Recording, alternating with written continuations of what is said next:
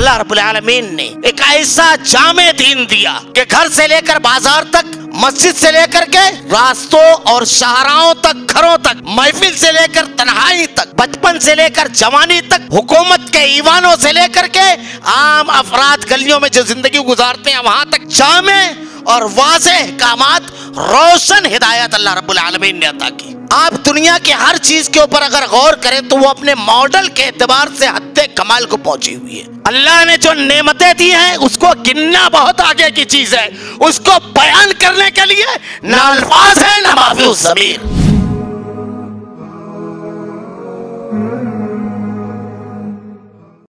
السلام علیکم۔ ان الحمد للہ نحمده ونستعینه ونستغفره ونؤمن به ونتوکل علیہ ونعوذ باللہ من شرور انفسنا ومن سیئات اعمالنا من يهده الله فلا مضل له ومن يضلل فلا هادي له واشهد ان لا اله الا الله وحده لا شريك له واشهد ان محمدا عبده ورسوله اما بعد اعوذ باللہ من الشیطان الرجیم بسم اللہ الرحمن الرحیم یا ایھا الذین آمنوا اتقوا اللہ حق تقاته ولا تموتن الا وانتم مسلمون یا ایھا الناس اتقوا ربکم الذی خلقکم من نفس واحدہ وخلق منها زوجها وبث منهما رجالا كثيرا ونساء واتقوا الله الذي تساءلون به والارحام ان الله كان عليكم رقيبا يا ايها الذين امنوا اتقوا الله وقولوا قولا سديدا يصلح لكم اعمالكم ويغفر لكم ذنوبكم ومن يطع الله ورسوله فقد فاز فوزا عظيما قال الله تعالى في القرآن المجيد والفرقان الحميد اعوذ بالله السميع العليم من الشيطان الرجيم بسم الله الرحمن الرحيم وَإِذْ زَاغَتِ الْأَبْصَارُ بَلَغَتِ الْقُلُوبُ الْحَنَاجِرَ وَتَظُنُّونَ بِاللَّهِ الظُّنُونَ هُنَالِكَ ابْتُلِيَ الْمُؤْمِنُونَ وَزِلْزِلُوا زِلْزَالًا شَدِيدًا۔ تمام تعریفیں اللہ رب العالمین کے لیے جو تمام جہانوں کا یک و تنہا خالق و مالک ہے، اور بے شمار درود و سلام اللہ کے آخری نبی حضرت محمد صلی اللہ علیہ وسلم پر۔ معزز حاضرین، اللہ رب العالمین نے یہ جو زندگی ہمیں عطا کی ہے اس کے بارے میں ارشاد فرمایا الذی خلق الموت والحیات لیبلوکم ایکم احسن عملا وہو العزیز الغفور۔ یہ موت و حیات جو ہے اس لیے کہ اللہ رب العالمین ہمیں آزمائے ہم میں کون بہتر اچھا عمل کرتا ہے، اللہ رب العالمین کا پسندیدہ عمل کون کرتا ہے۔ اللہ رب العالمین نے ہمارا آپ غور کریں تو یہ جو دنیا کی زندگی ہے یہ آزمائش اور امتحان، اور ہر شخص اس دنیا کے اندر جو عمل کرے گا اس کی جزا اور سزا کے اعتبار سے ہے۔ یہاں جو کچھ جتنے لمحے جتنے پل ہم گزاریں گے یہ پل ہمارے لیے آزمائش ہے کہ ہم وہ لمحات وہ وقت کس طرح گزارتے ہیں، ہمارا ضابطہ ہمارا طریقہ کیا ہے، اور اسی کی بنیاد پر کامیابی اور ناکامی کا انحصار ہے۔ اللہ رب العالمین کا بڑا فضل و کرم اور احسان بے پناہ کہ اس نے جیسے ہمیں یہ دنیا کی زندگی عطا کی اور یہ بیان فرما دیا کہ یہ آزمائش ہے، تو اس آزمائش میں ہم کامیابی سے کس طرح ہمکنار ہوں۔ زندگی کے ہر موڑ پر ہمیں کس طرح کامیابی اور کس طرح زندگی کے اصل مقصد کو حاصل کر سکیں اس کو بڑی وضاحت کے ساتھ بیان فرمایا۔ اور ایک بندہ مومن زندگی کے کسی موڑ پر یہ نہیں کہہ سکتا، کسی ایک مرحلے پہ، کہ اسے زندگی گزارنے کا ضابطہ اصول یا طریقہ نہیں ہے۔ ایک انسان اس دنیا میں پیدا ہوتا ہے اس کے بعد موت تک، بلکہ موت کے بعد تک جو کچھ اس کو پیش آنا ہے ساری تفصیلات اللہ رب العالمین نے بیان فرما دی۔ ہدی للناس وبینات من الہدی، واضح اور روشن دلیل والی شریعت دی۔ بڑی مشہور حدیث ہے، حضرت سلمان فارسی رضی اللہ تعالیٰ عنہ سے کسی نے بطور استہزاء مذاق کہا کہ تمہارا نبی وہ ہے جو پیشاب اور پاخانے کے طریقے بھی بتاتا ہے۔ آپ مسکرائے اور کہا یہ ہمارے لیے فخر کی بات ہے کہ اللہ نے ہمارے لیے جس نبی کو مبعوث فرمایا جو ہمارا اسوہ اور نمونہ ہے، اتنی چھوٹی باتوں میں بھی ہم کو تشنا نہیں چھوڑا، یہاں بھی ہماری مکمل رہبری اور رہنمائی کی۔ اللہ رب العالمین نے ایک ایسا جامع دین دیا کہ گھر سے لے کر بازار تک، مسجد سے لے کر کے راستوں اور شاہراہوں تک، گھروں تک، محفل سے لے کر تنہائی تک، بچپن سے لے کر جوانی تک کے، حکومت کے ایوانوں سے لے کر کے عام افراد گلیوں میں جو زندگی گزارتے ہیں وہاں تک کے جامع اور واضح احکامات، روشن ہدایت اللہ رب العالمین نے عطا کی، بالکل واضح۔ معزز حاضرین، مجھ کو جو عنوان دیا گیا ہے اسوہ رسول اور موجودہ حالات، اگر قرآن کریم کا ایک جملہ آدمی پڑھے کہ اللہ رب العالمین نے قیامت تک کے تمام انسانوں کے لیے کہا لَقَدْ كَانَ لَكُمْ فِي رَسُولِ اللَّهِ أُسْوَةٌ حَسَنَةٌ، یہ کس نے کہا؟ اس علیم و خبیر، اس قادر مطلق نے، اس رب العالمین نے کہا اللہ کے نبی کی ذات کو اسوہ اور نمونہ جو چیزوں کو بے مثال بناتا ہے، بے مثال۔ اللہ رب العالمین، اللہ رب العالمین نے جس چیز کو بنایا بے مثال بنایا۔ آپ دنیا کے ہر چیز کے اوپر اگر غور کریں تو وہ اپنے ماڈل کے اعتبار سے حد کمال کو پہنچی ہوئی ہے، اس کی کمال کی جو حد ہے وہاں پر ہے وہ۔ اللہ رب العالمین کیسا بنانے والا ہے، اس کی تخلیق اگر ہم اور آپ غور کریں تو دنیا کے اندر انسان مشینیں بناتا ہے، مختلف چیزیں بناتا ہے، لیکن ہر سال ماڈل تبدیل ہو جاتا ہے، اس لیے کہ آدمی خود اپنی مشین پر مطمئن نہیں، اسے یہ احساس ہوتا ہے کہ اس میں فلاں فلاں کمی ہے، اس کو کم کر کے اس میں خوبیاں پیدا کرتا ہے۔ لیکن اس رب العالمین نے حضرت آدم علیہ السلام کو پیدا فرمایا، آج تک دنیا میں کوئی ایک انسان ایسا نہیں آیا جو یہ کہے کہ اس ماڈل میں کمی ہے، اس ماڈل کے باہر نکلنا چاہے، ہاتھ اور پاؤں آگے اور پیچھے، دائیں بائیں نہیں، آگے پیچھے ہونا چاہیے، آنکھ ایک آگے ایک پیچھے۔ جو ماڈل اللہ نے بنا دیا اس کے باہر نکلنے کا تصور بھی آدمی نہیں کر سکتا۔ یہ اس خالق، اس رب العالمین کی تخلیق ہے۔ کیوں اللہ کے نبی کے اسوے اور نمونے کو اپنانا ہی ضروری ہے، اور اسی میں کامیابی ہے۔ اس رب نے اسے اسوہ بنایا، انسانوں نے نہیں۔ رہبری، رہنمائی اور تمام انسانوں کے لیے نمونہ اس رب العالمین نے بنایا ہے جو قیامت تک کے ہر انسان کے تمام حالات اور تمام واقعات سے واقف تھا۔ اس رب نے، لوگوں نے نہیں بنایا جو حالات دیکھ کر کے اسوہ اور نمونہ بنا لیتے ہیں۔ اللہ کیسی تخلیق کرنے والا ہے۔ اللہ ارشاد فرماتا ہے وَإِن تَعُدُّوا نِعْمَتَ اللَّهِ لَا تُحْصُوهَا، اللہ کی جو نعمتیں ہیں اگر اس کو تم شمار کرنا چاہو گن نہیں سکتا۔ اللہ رب العالمین نے، بڑے کمزور ہیں ہم، اس لیے بہت ہلکی بات ہم سے کہی، ورنہ اگر آدمی تدبر کرے تو اللہ نے جو نعمتیں پیدا فرمائی ہے، جو نعمتیں اللہ نے عطا کی ہے، ان نعمتوں میں، ان نعمتوں کو گننا تو بڑی دور کی بات، اس کو ہم بیان کرنے کی صلاحیت نہیں رکھتے۔ ایک مثال صرف دے کر کے میں تیزی سے آگے گزر جاؤں گا۔ اللہ نے ہمارے جسم میں جو نعمتیں رکھی ہے، اللہ کیسا خالق، کیسی تخلیق کرنے والا ہے، کیسا بنانے والا ہے۔ جس نے نبی کو اسوہ بنایا اس کی صرف ایک مثال دے رہا ہوں۔ آپ جانتے ہیں کہ اللہ رب العالمین نے ہماری جو زبان منہ میں رکھی ہے اس میں 600 قسم کا ذائقہ الگ کرنے کی صلاحیت ہے، 600 قسم کا اس زبان کے اندر۔ مگر بالکل ایک چھوٹا سا سوال، کسی بھی آدمی سے پوچھئے آم کیسا ہوتا ہے، وہ کہے گا میٹھا۔ جام، تربوز، کیلا، آپ پوچھتے جائیے، پھلوں کے نام لیتے جائیے، وہ ایک جواب اس کے پاس ہے طے شدہ، میٹھا میٹھا میٹھا میٹھا۔ سب کو ہم میٹھا کہتے ہیں۔ اگر یہ تمام پھل بالکل برابر کے کاٹ کر کے ایک کاش میں، ایک پلیٹ میں رکھ دیا جائے اور ایک شخص کو اندھیرے کمرے میں کہا جائے چمچ سے کھاؤ، وہ پہلی کاش اٹھائے گا اور کہے گا یہ چیکو ہے، دوسری اٹھائے گا کہے گا یہ سیب ہے، تیسری اٹھائے گا کہے گا یہ آم ہے، چوتھی اٹھائے گا کہے گا یہ تربوز ہے۔ مجھے یہ بتائیے، وہ دیکھ نہیں رہا ہے ان کاشوں کو، صرف ان کو اٹھا کر کے زبان پر رکھ رہا ہے اور ان کا نام بتا رہا ہے۔ کس بنیاد پر یہ فرق کر رہا ہے وہ؟ ہم تو صرف میٹھا کہتے ہیں۔ دنیا کے کسی زبان میں اللہ کی دی ہوئی یہ نعمت ذائقے اس کا نام نہیں ہے کسی زبان میں. ہم نے تو صرف ایک لائن سے کہہ دیا میٹھا.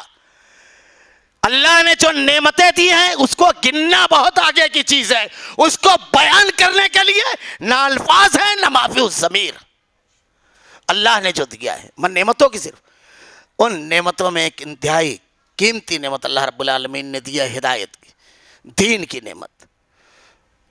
نعمتوں میں ایک بہترین نعمت اس رب العالمین نے جو بے مثال تخلیق کرتا ہے, جس کی نعمتیں بے مثال ہیں. اس رب العالمین نے دنیا کے تمام انسانوں کے لیے اسوہ اور نمونہ محمد رسول اللہ صلی اللہ علیہ وسلم کی ذات اقدس کو بنایا. بالکل صاف ارشاد فرمایا لقد کان لکم فی رسول اللہ اسوۃ حسنہ, تمہارے لیے بہترین اسوہ اور نمونہ محمد رسول اللہ صلی اللہ علیہ وسلم کی ذات ہے.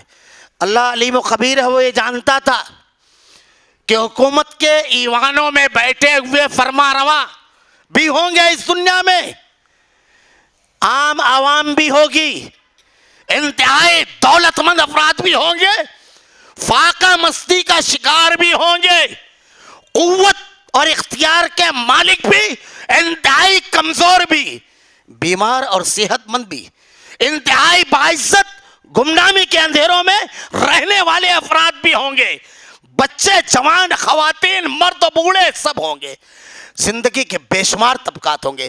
سب کے لیے کہا ایک اسوہ نمونہ لقد کان لکم فی رسول اللہ اسوۃ حسنہ, سب کے لیے کہا.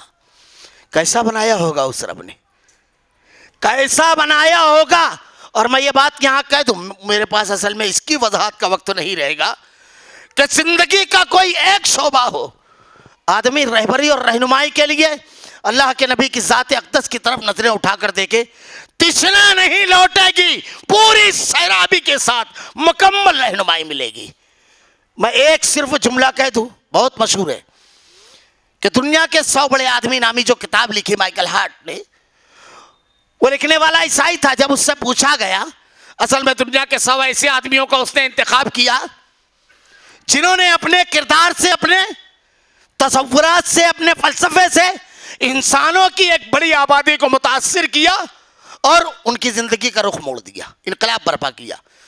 ایسی شخصیات کا اس میں تذکرہ کیا ہے.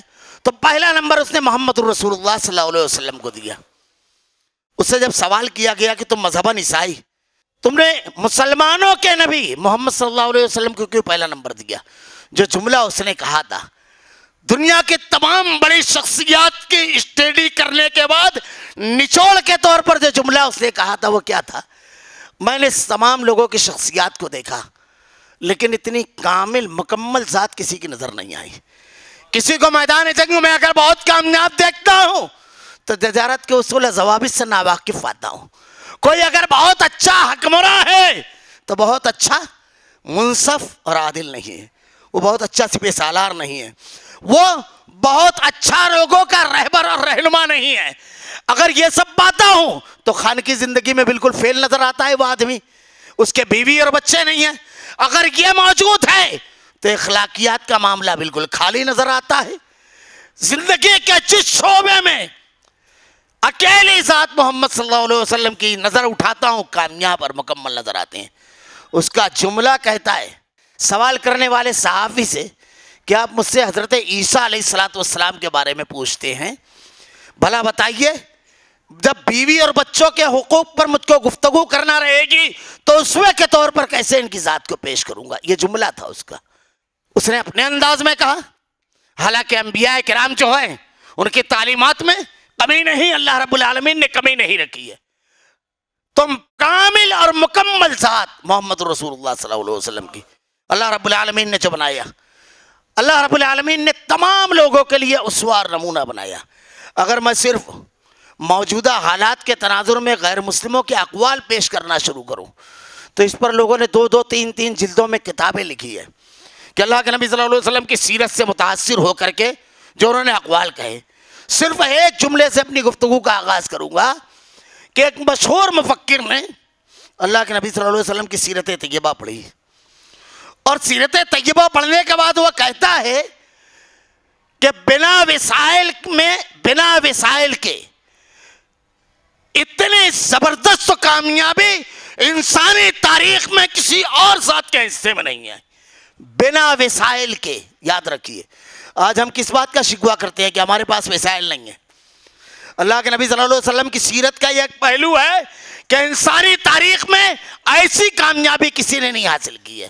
میں نے خطبہ مسنونہ کے بعد میری تقریر آپ کیوں سمجھ لیجئے عناوین لیے ہوئے ہوگی, تفصیل نہیں. خطبہ مسنونہ کے بعد قرآن مجید کی جو آیت تلاوت کی وَإِذْ زَاغَتِ الْأَبْصَارُ وَبَلَغَتِ الْقُلُوبُ الْحَنَاجِرَ وَتَظُنُّونَ بِاللَّهِ الظُّنُونَ, جب دل حلق میں آ کر اٹک گئے.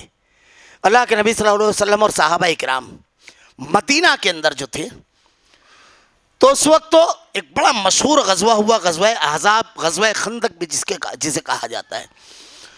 اس غزوے کا جو بیک گراؤنڈ ہے, ایسے حالات تھے کہ یہودیوں نے باقاعدہ ایک ڈیلیگیشن بنایا اور مکہ اور اس کے اطراف کے جتنے بھی قبائل تھے سب کو دعوت دی مدینہ پر یک بارگی حملہ کرنے کی, اس یقین دہانے کے ساتھ کہ آپ حملہ کیجئے, ہم لوگ اندر سے حملہ کریں گے اور مسلمانوں کو صفحہ ہستی سے مٹا دیا جائے.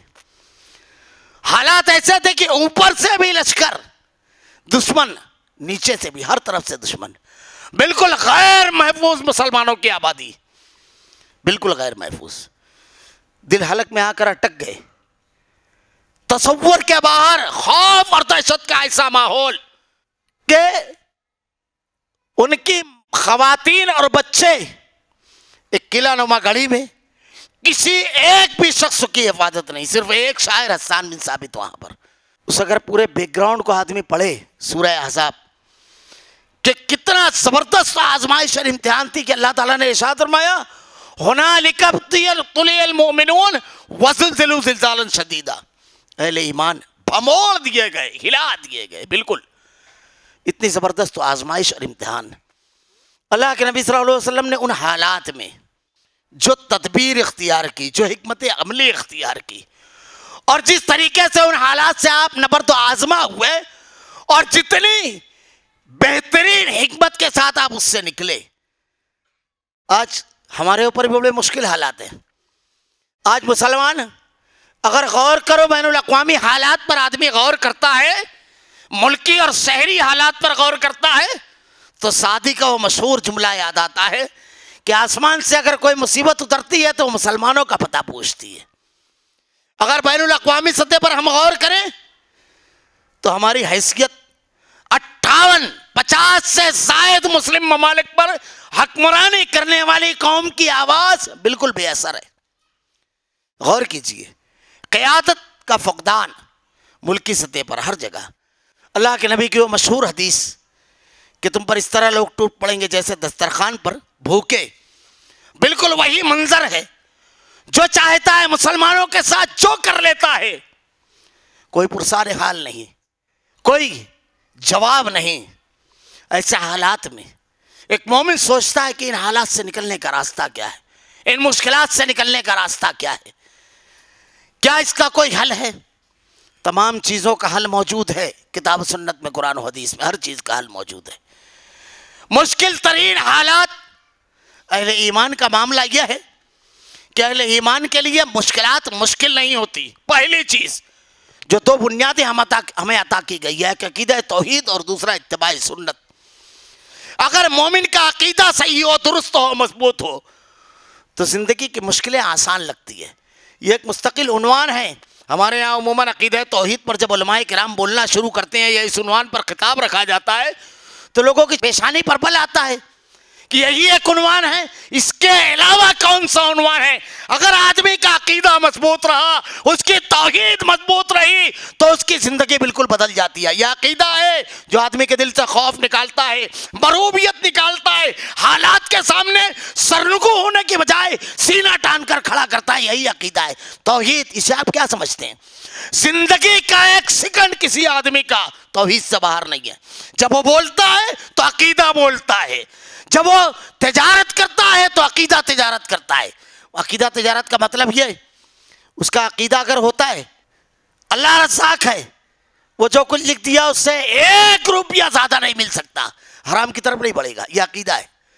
ہر جگہ یہ عقیدہ اثر ڈالتا ہے. شخصیت پرستی، خوف، مرعوبیت، احساس کمتری، ڈپریشن، تمام چیزوں سے نکالتا ہے عقیدہ. یہ معمولی چیز نہیں ہے.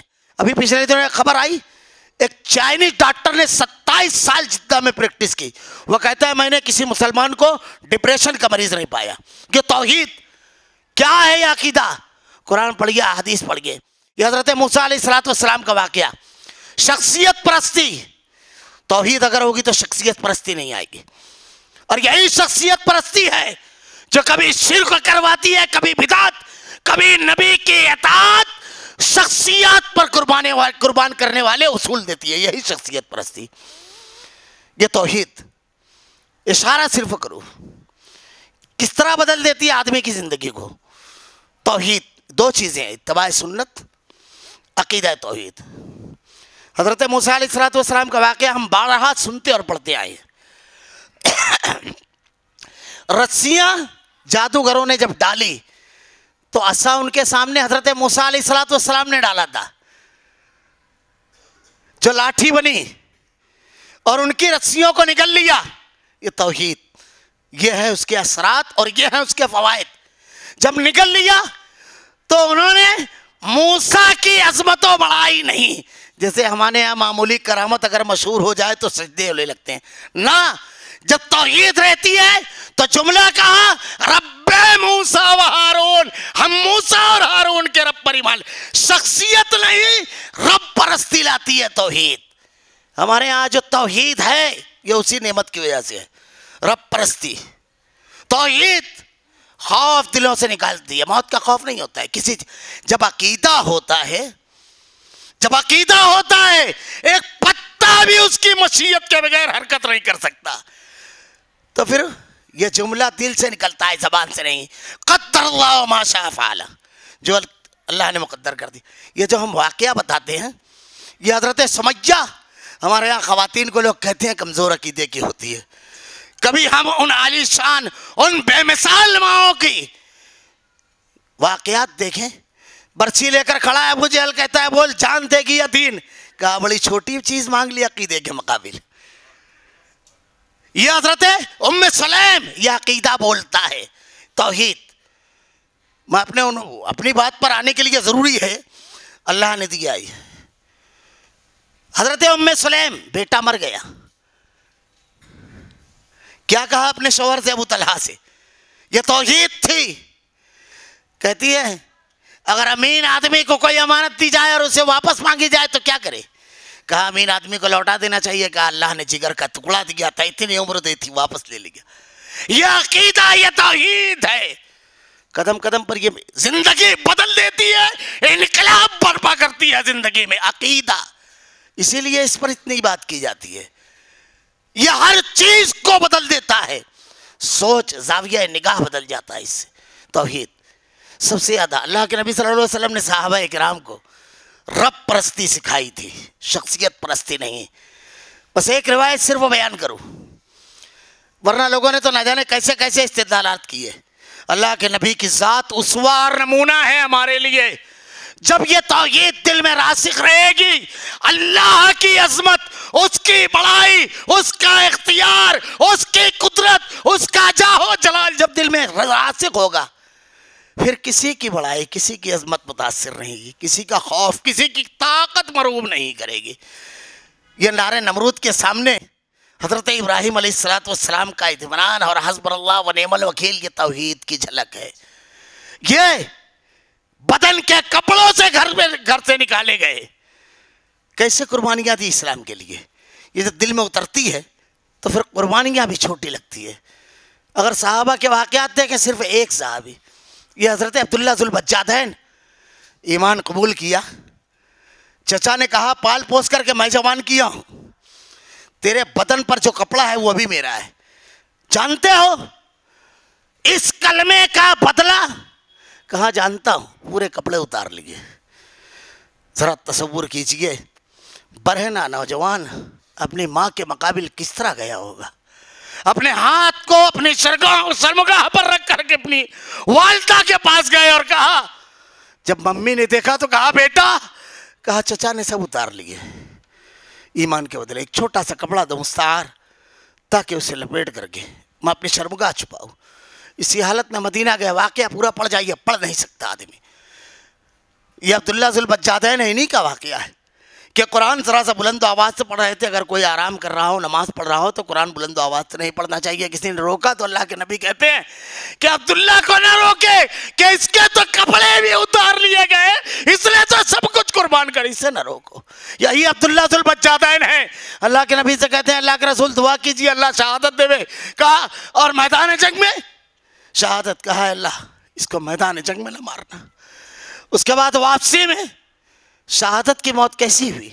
بخار چڑھا تبوک سے لوٹتے ہوئے، وفات جب ہوئی، اللہ کے نبی صلی اللہ علیہ وسلم حضرت عبداللہ بن ذو البجادین کا لاشا جب قبر میں اتارتے ہیں تو کہتے ہیں اللہ میں عبداللہ سے راضی ہو گیا، اے اللہ ہم سب راضی، اللہ تو بھی راضی ہو جا عبداللہ سے رب العالمین۔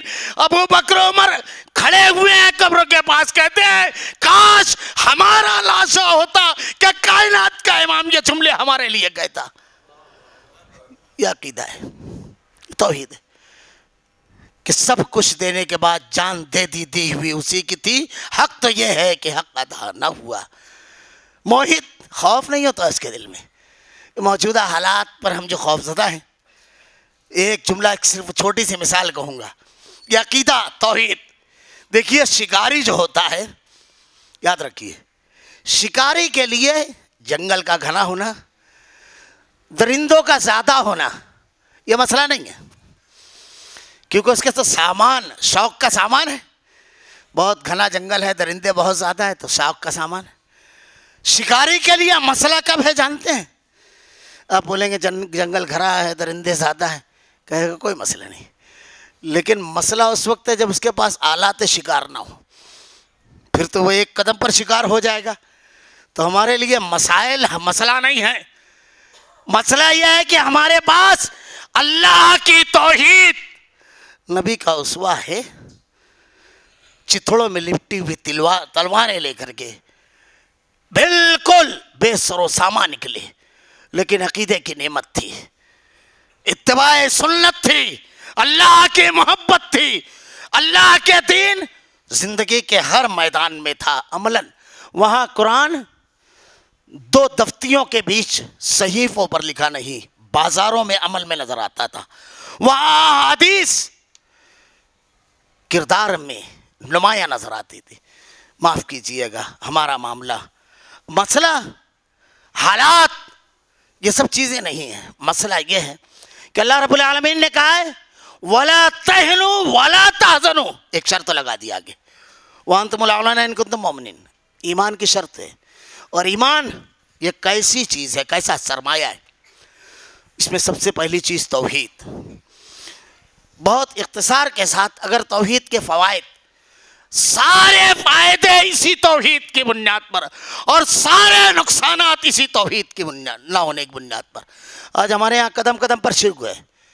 عقیدے کی اہمیت معاف کیجئے گا بڑا غیر اہم ہمارے یہاں سمجھا جاتا ہے عقیدہ، حالانکہ علامہ ابن تیمیہ رحمۃ اللہ علیہ ارشاد فرماتے ہیں کہ پورا قرآن توحید ہے، پورا قرآن۔ اللہ رب العالمین نے توحید کا بیان کیا ہے قرآن میں، اللہ نے انبیاء کا تذکرہ کیا ہے قرآن میں، یہ توحید پہچانے والوں کا تذکرہ ہے۔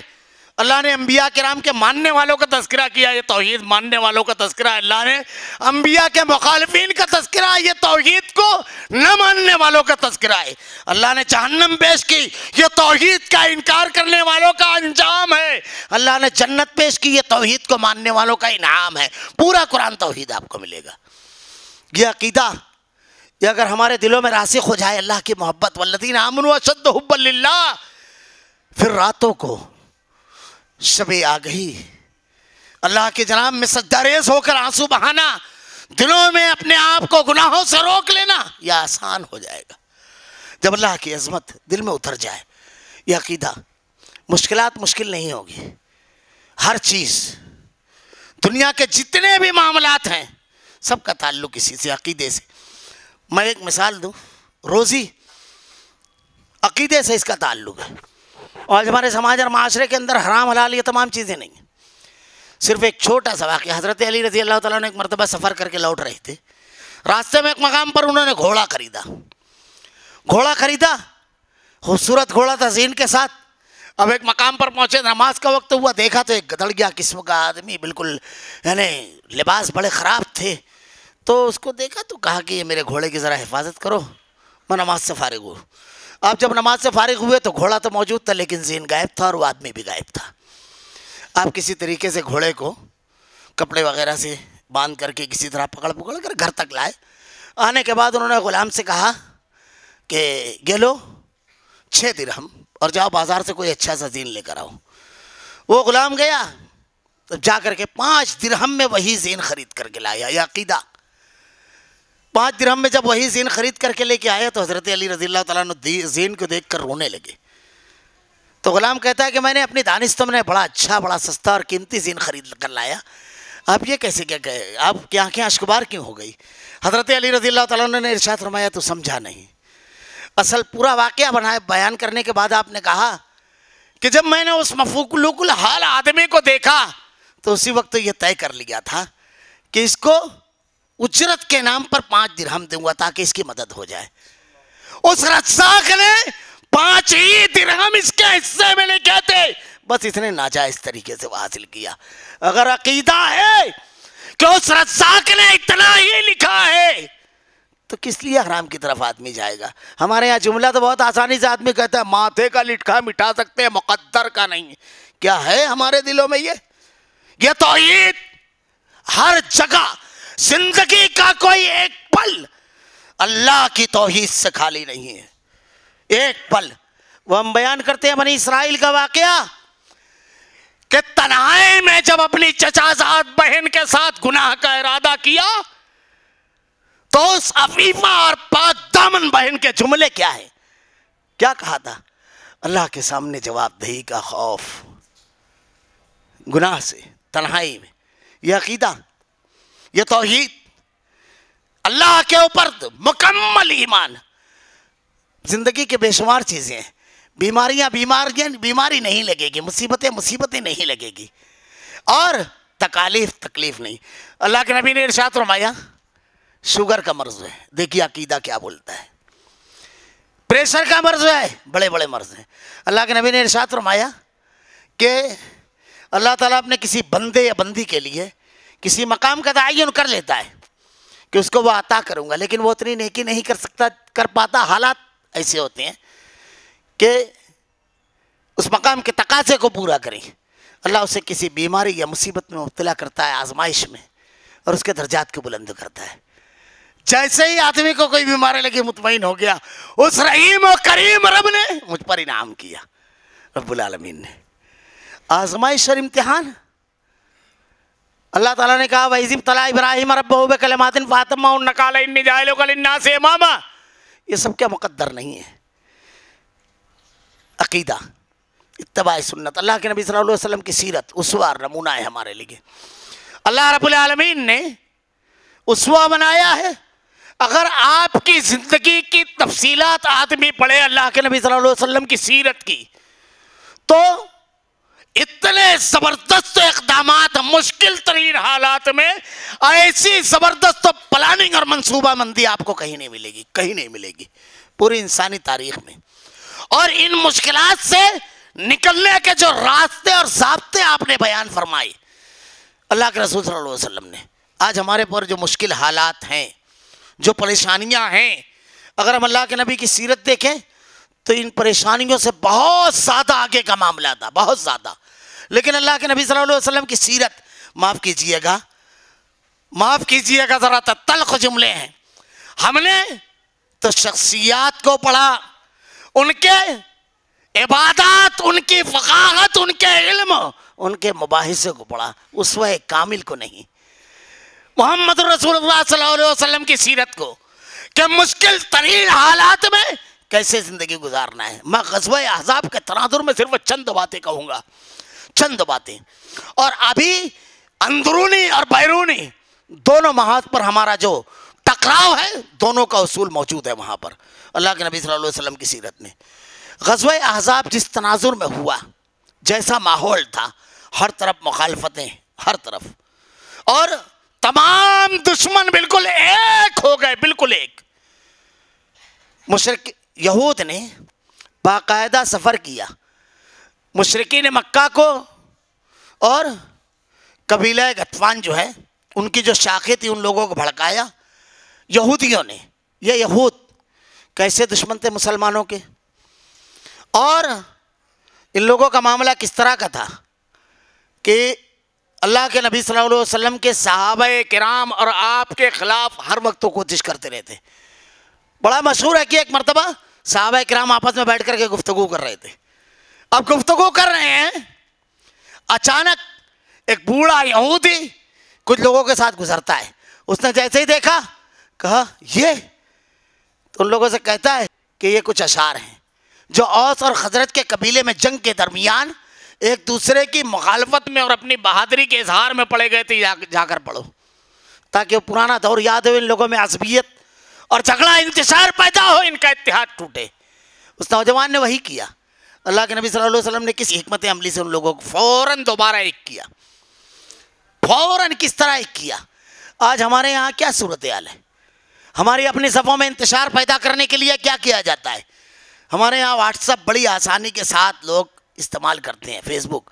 میں ایک واقعہ بتا رہا ہوں، اپنی بات کی طرف آؤں گا. نفسیاتی جنگ، اعصابی جنگ آج کے دور میں چل رہی ہے، اور معاف کیجئے گا ہم سے زیادہ بہتر اعصاب اور نفسیات کی جنگ کوئی قوم نہیں لڑ سکتی. لیکن ہم نے اس رسول کو نہیں اپنایا. اللہ کے نبی صلی اللہ علیہ وسلم کی سیرت پڑھ گئے، پوری اعصابی جنگ تھی غزوہ احزاب میں، پوری نفسیات کی جنگ تھی. اور اللہ کے نبی نے کس طریقے سے صحابہ اکرام کی رہبری اور رہنمائی کی اور کیسے اس سے نکلے. میں ایک چیز صرف بتا رہا ہوں، ایک چیز. پچھلے دنوں واٹس ایپ پر آیا، اس شادی میں کوئی غیر مقلد، کوئی دیوبندی، کوئی جماعت اسلامی، کوئی صلح کلی، کوئی وہابی شریک نہ ہو. کارڈو چھپا. چل کیا رہا ہے آپ یہ دیکھیے، چل کیا رہا ہے. اب اس کے بعد جب وہ کارڈ شائع ہوا، ہم کو بھی پہلی نظر میں کھٹکا کیا کچھ نہ کچھ معاملہ ہے. یہ توحید جو ہے جب راسخ ہوگی تو سوچ اس طرح بدلتی ہے، شعور. اللہ نے کہا ہے اللہ ولی الذین آمنوا یخرجہم من الظلمات الی النور. صحیح سوچ دیتی ہے توحید. کلمۃ طیبۃ کشجرۃ طیبۃ اصلھا ثابت وفرعها فی السماء.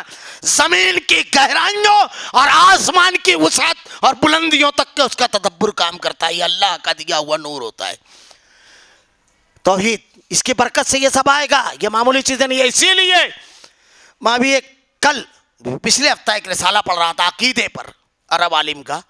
یہ جو تحریکیں کھڑی ہوئی ہے آج، اخوانیت اور مختلف تحریکیں جو صرف مسلمانوں کو ڈپریشن میں ڈالنے، مسلمانوں کا ایک ڈیوٹی پر لگی ہوئی ہے، ڈپریشن میں ڈالنے. مسلمانوں کے بہترین خبروں کو کبھی یہ آؤٹ نہیں کرتے ہیں. 4-5 ورق کے اس رسالے میں توحید جو بیان کی تھی، سارے سوالوں کا جواب خود بخود ذہن میں ابلنے لگتا تھا، ایسی تھی. خیر، میں بتا رہا تھا وہ جب چھپا تو ظاہر سی بات ہے کیا ہونا ہے.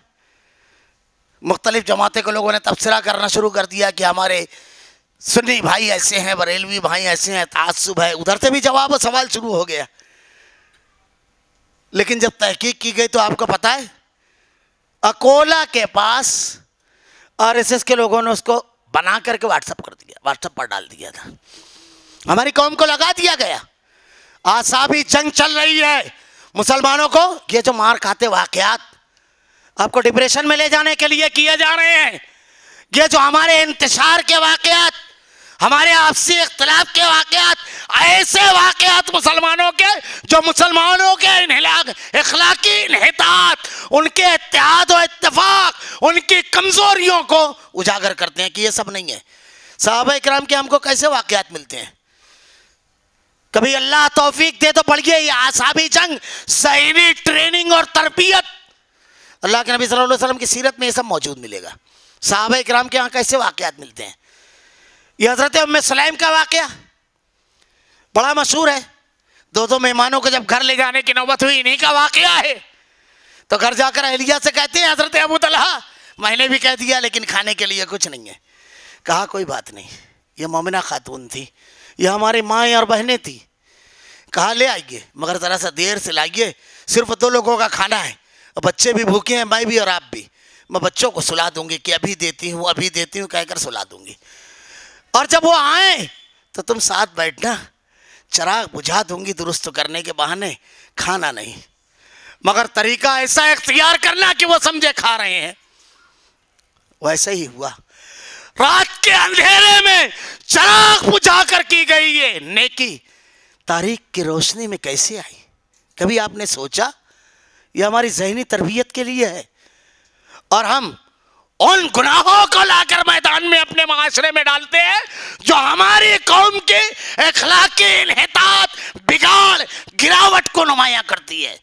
اللہ تو ان نیکیوں کو پیش کرتا ہے جو زہد و تقوی اور پرہیزگاری اور اللہ کے رضا کے حصول کی کوشش کرنے والے جذبوں کو پروان چڑھائے اور انہیں مہمیز کا کام کرے وہاں۔ یہ معمولی چیز نہیں ہے۔ خیر، اس سے کیا کیا اللہ کے نبی نے، کیسی حکمت ہم نے؟ اب یہود انہوں نے کامیاب کوشش کی، تمام کو ملا لیا، تمام حالات انتہائی مخدوش ہو گئے۔ اللہ کے رسول صلی اللہ علیہ وسلم نے صحابہ اکرام سے مشورہ لیا۔ مشورے کی اہمیت مستقل عنوان ہے۔ اللہ کے نبی صلی اللہ علیہ وسلم نے سب کو جمع کیا کہ ایسی صورتحال میں ہمیں کرنا کیا ہے۔ دیکھیے، کسی بھی قدم کو اٹھانے کے لیے بہترین دماغ جو ہیں ان کی صلاحیتوں کا استعمال کیا جائے، معمولی چیز نہیں ہے۔ اللہ کے نبی صلی اللہ علیہ وسلم کی قیادت، ہمارے یہاں لیڈر، جماعت کے ذمہ داران، کسی ادارے کے ذمہ داران، کبھی توفیق نہیں ہوتی ہے۔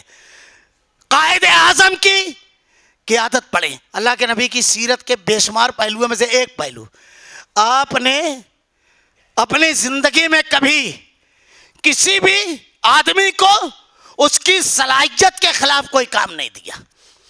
افراد کا جیسا استعمال اللہ کے نبی کی سیرت میں ملے گا آپ کو کہیں نہیں ملے گا۔ آپ خالد بن ولید انسان تاریخ کے بے مثال سپہ سالار، لیکن دعوت کے محاذ پر آپ کو نہیں بھیجا خالد بن ولید رضی اللہ تعالیٰ عنہ کو، لیکن اس کے بجائے آپ وہ صحابہ کرام، حضرت مصعب بن عمیر رضی اللہ تعالیٰ عنہ، مقری کہا جاتا ہے، ایک دن میں 2 قبیلوں کو مسلمان کیا، ایک دن میں، زبردست دائی۔ ہمارے یہاں ہوتا کیا ہے، اگر مجھ کو کسی ادارے کا ذمہ دار، جماعت کا ذمہ دار بنا دیا گیا، اب میں صلاحیت نہیں دیکھوں گا، میری پسند کا آدمی ہے اسے لاد دوں گا، نتیجہ کیا ہوگا؟ کام بھی خراب ہوگا، آدمی بھی ضائع ہوگا، 2 نقصان ہیں۔ یہ اللہ کے نبی کی سیرت میں ملے گا آپ کو۔ اب افراد کا استعمال میں آگے چل کر کے بتاؤں گا، ورنہ میں تو ہجرت پر اکثر کہا کرتا ہوں 6 آدمیوں کو آپ نے استعمال کیا تھا، 6، پورا مکہ کا نیٹ ورک کو، پورے مکہ کے لوگوں کو فیل کر دیا تھا۔ ایسی پلاننگ اور منصوبہ بندی تھی، وہ ایک الگ عنوان ہے، وہ ایک الگ عنوان ہے۔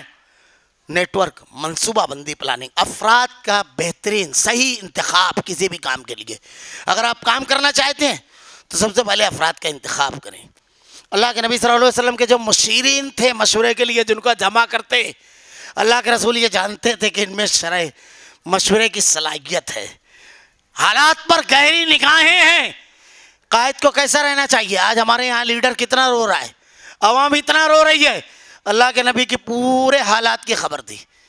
ہر وقت تو اپنی آنکھیں بالکل کھلی رکھنا، حالات پر بالکل گہری نظر، یہ آپ کو غزوہ احزاب میں نظر آئے گا۔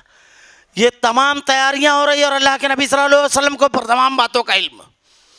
اللہ کے رسول صلی اللہ علیہ وسلم کے سامنے رائے آئی کہ خندق کھود لی جائے۔ اس کا تجربہ نہیں تھا، کبھی ہوا نہیں تھا، عرب کے لوگ اس کے عادی نہیں تھے۔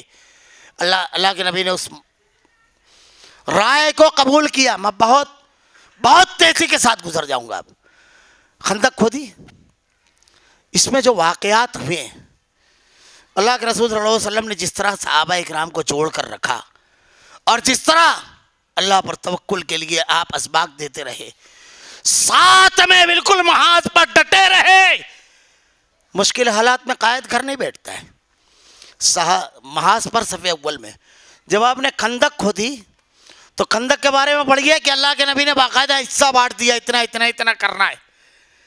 صرف اس پر غور کر لیجئے، آج ہمارے یہاں کام کو تقسیم نہیں کیا جاتا ہے، لگا دیا جاتا ہے، ایک بھیڑ ہو گیا، آپ لوگ یہ کر لینا.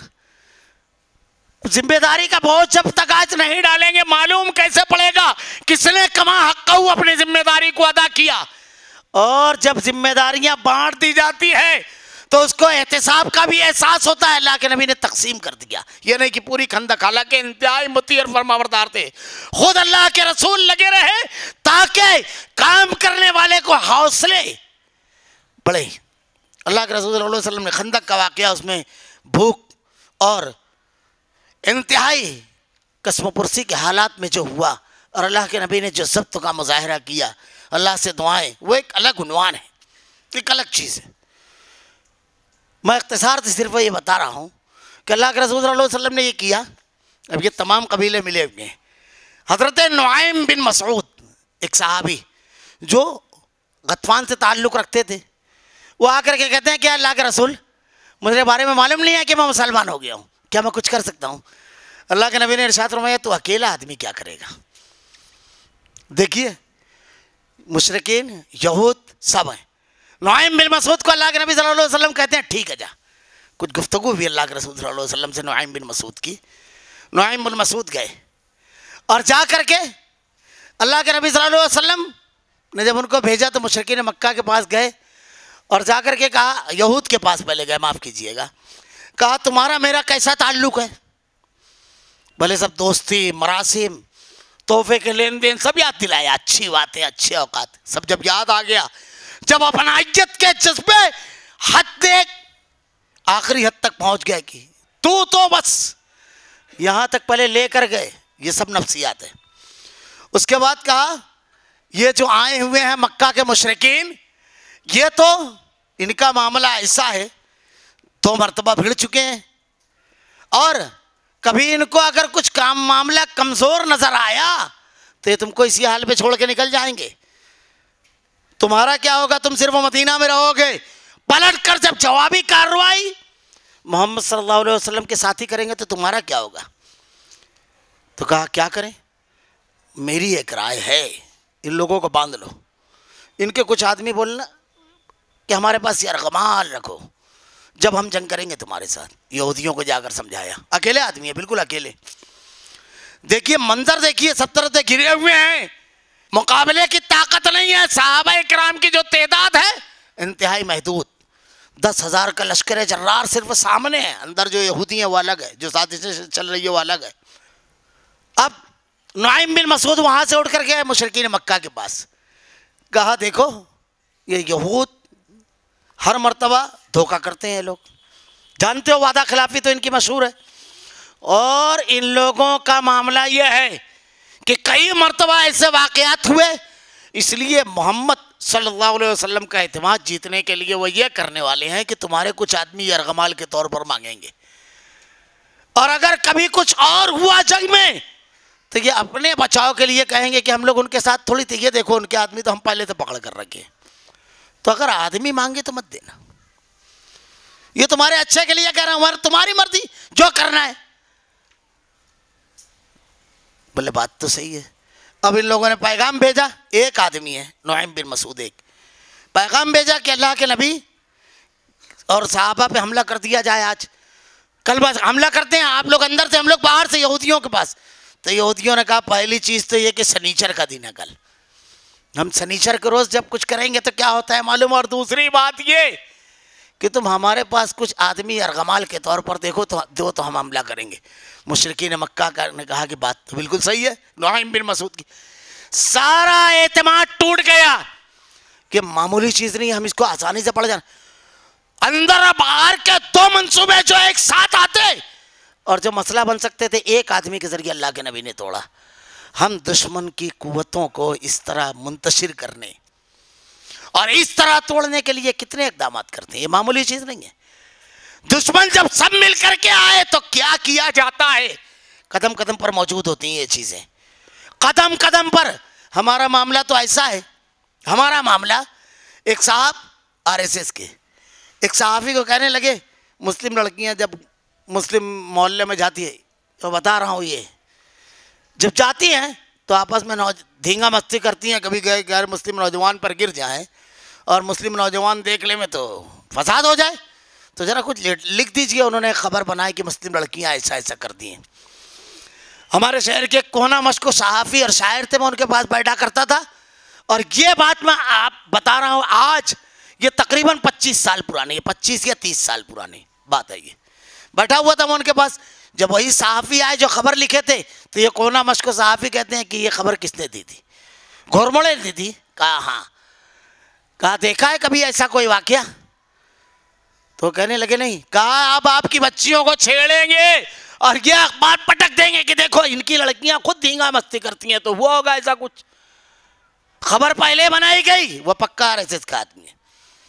سر پکڑ لیا. کہا سکھائیے. کہا صحافت نہیں آتی ہے تو کرنے کی کیا ضرورت؟ یہ معمولی چیزیں نہیں ہیں. قومی معاملات جو ہوتے ہیں اس میں منصوبے کچھ اور ہوتے ہیں, اقدامات کچھ اور, کیا کچھ اور. اللہ کے نبی کی سیرت میں جنگ کس کا نام ہے؟ ایک دوسرے کی رائے اور سوچ کے بالکل خلاف قدم اٹھانے کا نام ہے جنگ. آپ مقابلہ رائے کی پوزیشن میں ہو, آپ کا مقابل, آپ کی وجود, آپ کی ثقافت, آپ کی دولت, آپ کا اتحاد, آپ کی جرات, آپ کے نوجوانوں کا مستقبل سب سے کھیلنے کے لیے کھڑا ہوا ہے, سب سے. اور نہیں آسان ہے اس کو مٹانا, کیونکہ ہم اس نبی کے ماننے والے ہیں کہ پورا جزیرۃ العرب تن تنہا کے مقابل کھڑا تھا اور کچھ نہیں کر سکا. اس نبی کے ماننے والے ہیں جنہوں نے سب کچھ بتایا اپنا. خیر, صرف ذرا سا آگے بڑھئے. اللہ کے نبی صلی اللہ علیہ وسلم نے یہ حکمت عملی اختیار کی. صحابہ اکرام کا جو معاملہ تھا کیسے صفوں میں اتحاد تھا, کس طرح متحد تھے اور بالکل مقابلے میں ڈٹے ہوئے تھے. ایک واقعے کی طرف اور اشارہ کر دوں. افراد کا صحیح استعمال.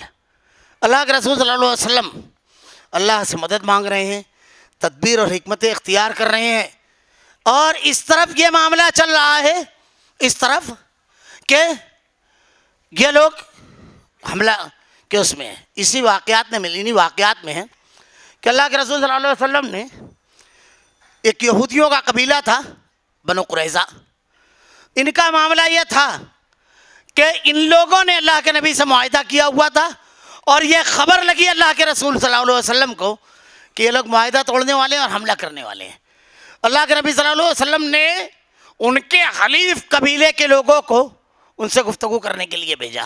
اس میں ایک اور واقعہ بھی ہے. ایک صحابی کے بارے میں ان لوگوں نے کہا کہ اللہ کے نبی جب پورا معاملہ کھل گیا تو اللہ کے نبی سے جب ان لوگوں نے کہا, گزارش کی, تو یہ گئے ابو لبابہ, اور ان سے جب ان لوگوں نے کہا کہ کیا کر سکتے ہیں اللہ کے رسول, تو صرف اشارہ کر دیا ایسے. لیکن ان کو احساس ہو گیا کہ بہت بڑا راز فاش ہو گیا ہے. جا کر اپنے آپ کو مسجد نبی سے باندھ لیا. ہمارے یہاں ہماری کمزوریاں, تمہارے خلاف کیا اقدامات ہونے والے ہیں, یہ سب کتنا راز رہ جاتا ہے, کتنا چھپایا جاتا ہے. یہ معمولی چیزیں نہیں ہیں. حکمت عملی کیسے اختیار کی جاتی ہے. اس کے آگے حضرت سعد بن عبادہ اور سعد بن معاذ کو جب بھیجا تو کیا جملہ کہا, اگر ان لوگوں نے معاہدہ توڑ دیا ہوگا تو آ کر کے اعلانیہ نہ بتانا. وَإِذَا جَاءَهُمْ أَمْرٌ مِّنَ الْأَمْنِ أَوِ الْخَوْفِ أَذَاعُوا بِهِ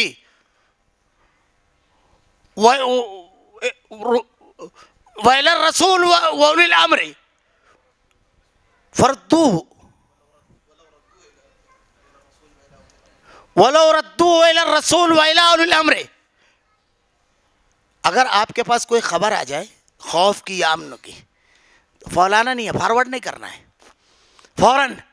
آج ہمارے یہاں کیا چل رہا ہے, آپ اتحاد و اتفاق نہیں کر سکتے کیونکہ انتشار کی خبریں اتنی تیزی کے ساتھ پھیلائی جاتی ہے. واٹس ایپ پر پوری اعصابی جنگ چل رہی ہے. آپ کی قوم کو ایسی تصویر پیش کرنے کے لیے آپ کو لگا دیا گیا ہے, اور ہم کو معلوم بھی نہیں ہے ہم کس کے اعلی کار ہیں.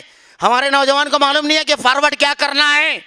قوم کو حوصلہ دینے والا اور اچھائی کو پھیلانے والا, یا اپنے معاشرے کے اندر برائی کو پھیلانے والا, برائی کو پروان چڑھانے والا. کس کو فارورڈ کرنا ہے, کس خبر کو. کہا مت بتانا, صرف اشارہ کر دینا, اور اگر ہو تو پھر معاہدہ قائم ہو تو اعلانیہ بتانا. میں یہاں پر صرف ایک بات کہوں, صرف ایک چیز, اندرونی اور بیرونی دونوں باتیں. ہمارے یہاں ایک جماعت ہے مسلمانوں میں، بڑی ذہین جماعت ہے، سارے مفکرین ہیں اس میں،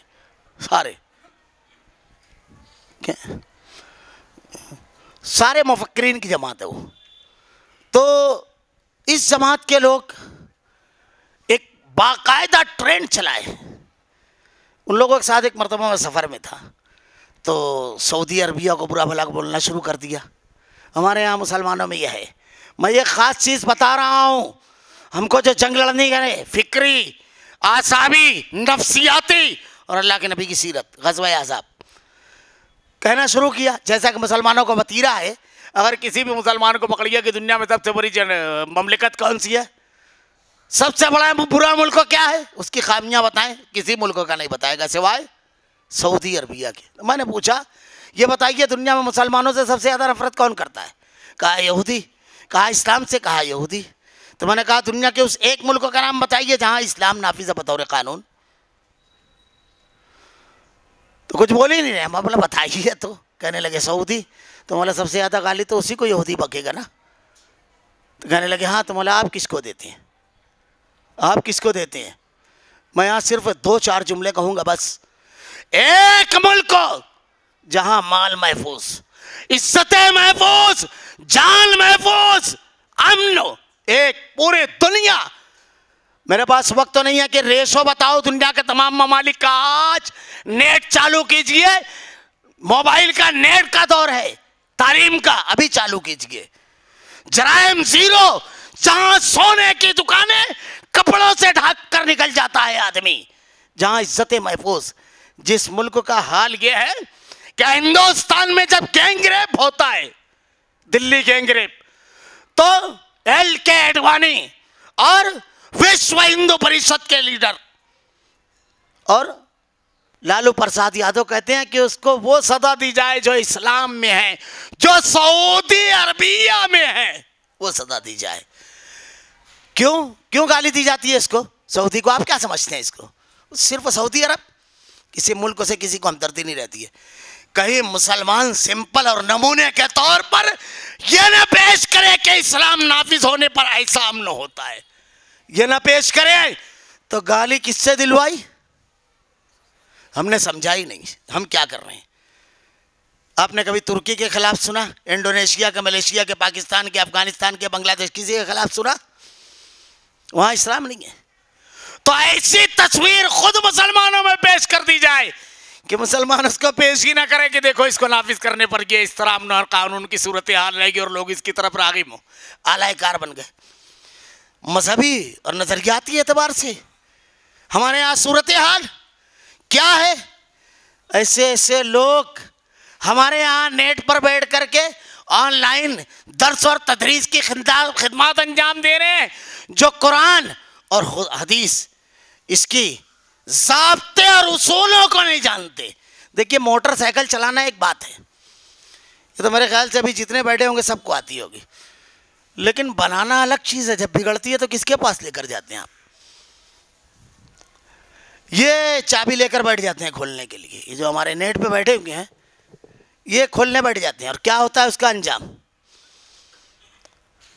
قرآن اور حدیث، درس قرآن کے اندر قرآن کے خلاف باتیں، ضابطوں کے خلاف، درس حدیث کے اندر صحابہ کرام کے اوپر الزامات، صحابہ کرام کی شخصیات پر، محدثین کی ذات پر. یہ معمولی چیزیں نہیں ہیں.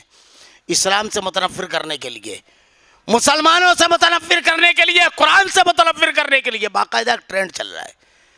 یہ جو جنگ ہے، اس جنگ کو سمجھنا یہ بہت ضروری چیز ہے. تو اللہ کے نبی صلی اللہ علیہ وسلم نے جو حکمت عملی اختیار کی کہ اگر کوئی خبر ہو تو پہلے جانکاروں سے پوچھ لو، جو اس خبر کی تہہ تک پہنچ جاتے ہیں یہ بول کہاں سے رہا ہے. میں ایک مرتبہ ایسے ہی گزر رہا تھا راستے سے، ہمارے یہاں ایک صاحب ہیں، شہرت اور غلغلہ ان کا بیرون ملک تک ہے. تقریر کر رہے تھے، تقریر کرتے ہوئے وہ جملہ کہتے ہیں کہ حضرت حسین رضی اللہ تعالیٰ عنہ کی، یعنی کربلا کے محرم کے موقع پر ان کی جب ولادت ہوئی تو ایک فرشتہ جو تھا کوئی غلطی کیا تھا اس کو کوڑ کے جیسا یعنی سب پر جھڑ گئے تھے. اب یہ بیان کر رہے ہیں حضرت والا مولانا، آدھی بات سن کر کے افسوس کرنے لگے کیونکہ ایمان بالملائکہ جانتے ہیں. تو وہ بیان کرتا ہے کہ اس کو کوئی غلطی کیا تھا تو کوڑ ہو گئی تھی. اب سارے فرشتے حضرت فاطمہ کو مبارکباد دینے کے لیے آ رہے تھے حضرت حسین کی ولادت پر. تو اس نے پوچھا فرشتے نے کہ کیا معاملہ ہے؟ تو کہا نواسہ رسول کی آمد ہوئی ہے, ہم مبارکباد دینے جا رہے ہیں. تو اس نے انہی کے صدقے اور طفیل میں دعا مانگی تو اس کے پر واپس آ گئے وہ بھی. اب یہ دیکھیے واقعہ بیان کیا جا رہا ہے, کیا سمجھے اس سے؟ اس کو ایمان بالملائکہ کا علم نہیں ہے کہ اللہ نے فرشتوں میں وہ چیز نافرمانی والا مادہ اور جذبہ ہی نہیں رکھا ہے. ایمان بالملائکہ. اور لوگ سر دھن رہے ہیں فضائل حسین پہ. میں ایک مثال دے رہا ہوں, اصول اور ضابطوں کا نہ جاننا کتنے بڑے نقصان. یہ مرزا وغیرہ جو ہے جو ضابطے اور اصولوں پر لا کر کے بات کی ہے, یہ جو مسلمان حکمرانوں کو, صحابہ کرام کو, مسلمانوں کو برا بھلا کہنے والے, یہ اخوان زدہ رافضیوں صحابہ کو گالیاں دینے والوں سے ہمدردی رکھنے والے کتنا دین اور ایمان جاتے ہیں. میں صرف ایک بات, آپ نے ایران کے بارے میں کبھی کچھ سنا ہوگا, میں ابھی ایک بالکل تازہ کتاب جو میں نے نکالی ہے اس میں جو گالی اماں عائشہ کو لکھی ہوئی, اگر وہ گالی میں آپ کو بیان کر دوں, میں کہہ رہا ہوں کہ کوئی داڑھی والے شخص کے سامنے کوئی گنڈا بھی وہ گالی نہیں بکے گا جو گالی اماں عائشہ کو لکھی ہوئی ہے. ان کی حمایت کرنے والے یہ رافضیوں کی جنہوں نے قتل عام کیا ملک شام اور عراق کے اندر. میں صرف ایک چیز بتا رہا ہوں, آج بھی ایران میں ایسے بھانڈے ملتے ہیں, بیان نہیں کر سکتا ان کے عقائد اور حقیقت, کلیجہ پھٹ جائے, اور نہ میرے پاس وہ زبان ہے. جن کے یہ ہمنوا ہیں اور جن کو گالیاں دیتے ہیں, ان کا اگر بتاؤ ان کی دینی غیرت و حمیت کیا ہے, ذرا سا وہ بھی اشارہ کروں گا. پائیدان جو ہوتا ہے لیٹرین میں جو لگتا ہے بھانڈا, اس کے پیر رکھنے کی جگہ پر ابو بکر اور عمر لکھا ہوتا ہے, نعوذ باللہ استغفر اللہ. ثم ایک چیز صرف بتایا ہو, ایک, یہ تمہاری غیرت ہے جو استغفر اللہ کہہ رہی ہے, ورنہ لوگوں نے تو ایمان کی سوداگری کی. ان کے امیر محترم بانی محترم کہتے ہیں میری روح کی آواز ہے خمینی کا انقلاب. یہ عقیدہ اور منہج سمجھئے. صحابہ اکرام کی قربانیاں کیا ہیں, کیا سمجھتے ہیں آپ؟ میرے پاس وقت تو نہیں ہے, ورنہ اللہ نے آسمان سے ارشاد فرمایا سب کے سب جنتی بدروں کے شرکا. ہمارے یہاں لوگ کربلا کربلا بہت کہتے ہیں, بہت کہتے ہیں, منہجی باتیں ہیں یہ.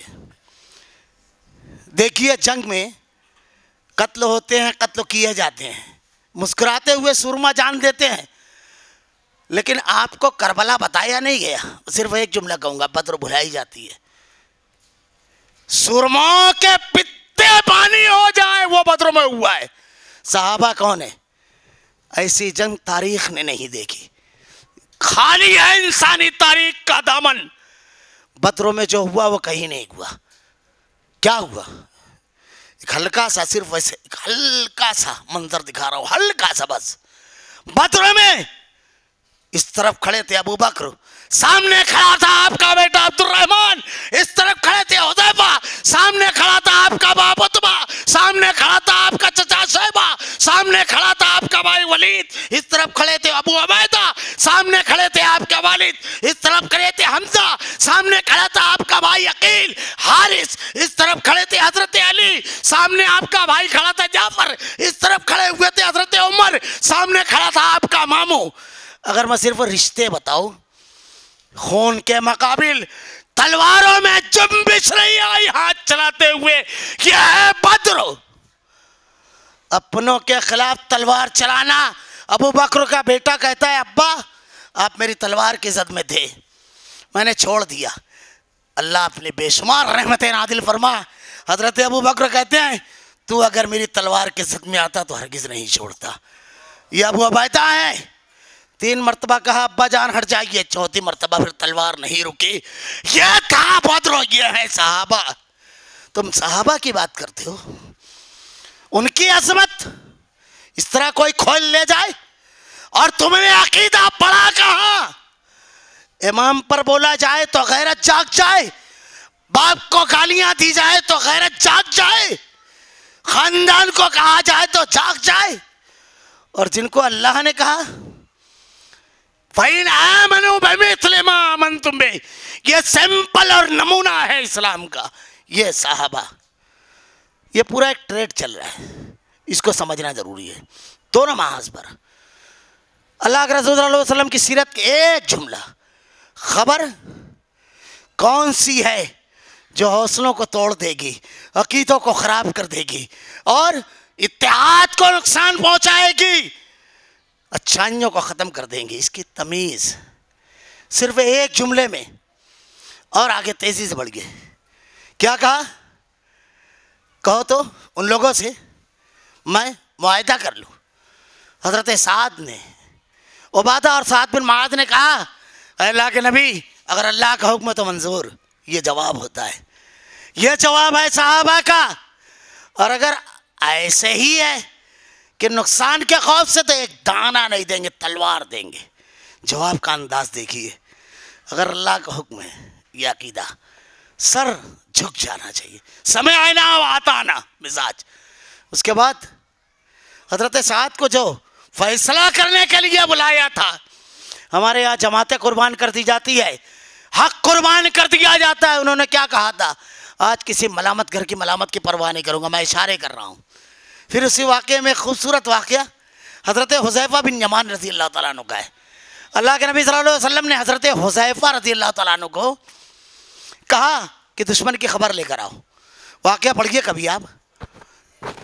3000 کے لوگوں میں ایک نام اللہ کے نبی نے کیوں کہا؟ حضرت حذیفہ کا. ایک ایکسیڈنٹلی نہیں ہے، ایسے ہی نہیں کہا تھا. پہلی چیز حضرت حذیفہ کے بارے میں جانیے. یہ کون ہے؟ ایسا تحمل، ایسی بردباری، اللہ اپنی بے شمار رحمت نازل فرما. سنیے یہ کون ہے؟ حضرت حذیفہ رضی اللہ تعالیٰ عنہ. کس کا انتخاب ہے یہ؟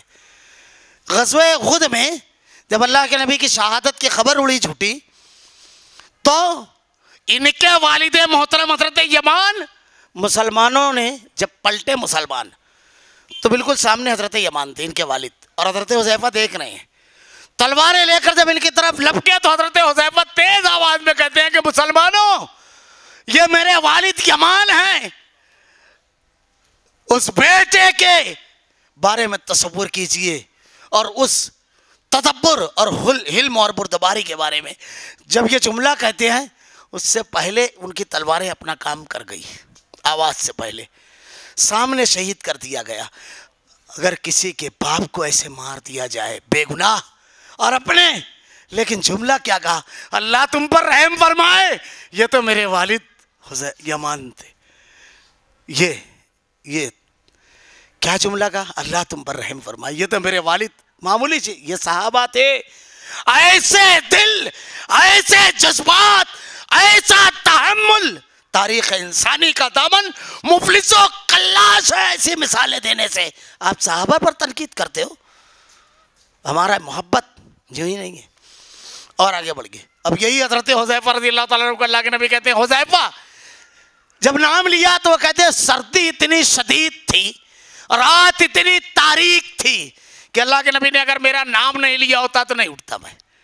اب اللہ کے رسول نے 1400 میں کیوں ان کا نام لیا؟ ذرا سا ہمارے نوجوان ذہانت، حاضر جوابی یہ سب بہت پڑھتے رہتے ہیں، وقت تو نہیں ہے، ورنہ صحابہ کی ذہانت کے واقعات سنیں اور سر دھوئیں، حیران رہ جائیں گے آپ کیسے ذہین لوگ تھے. خیر، حضرت حذیفہ رضی اللہ تعالیٰ عنہ سے کہا حذیفہ جاؤ دشمن کے لشکر کی خبر لاؤ. لیکن سوائے خبر کے کچھ نہیں. جب یہ گئے تو کہتے ہیں، ذرا سا توجہ سے سنیے، جب یہ گئے بڑی شدید سردی، رات تاریک، آگ جلا کر کے لوگ آگ تاپ رہے تھے.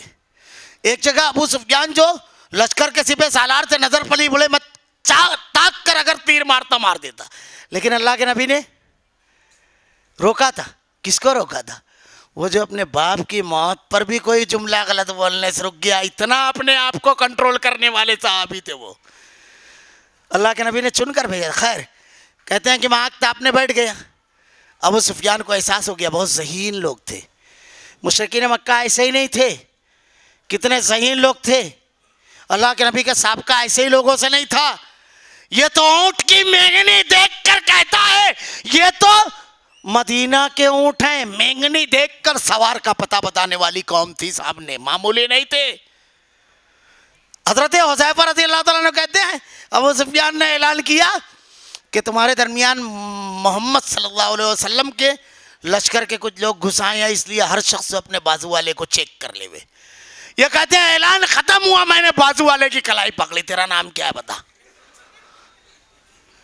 ہم لوگ واقعہ سن رہے ہیں اور چہرے پر مسکان بھی آ گئی کہ واقعی، مگر اپنے آپ کو رکھیے، کہاں کا بولتا، دیواس کا بولتا کہ اجین کا بولتا، کہاں کا کہ مہوں گا، ہم اگر رہتے تو اتنا حاضر جواب آدمی، سامنے والے کے ایکشن سے پہلے ایکشن، سوال سے پہلے جواب۔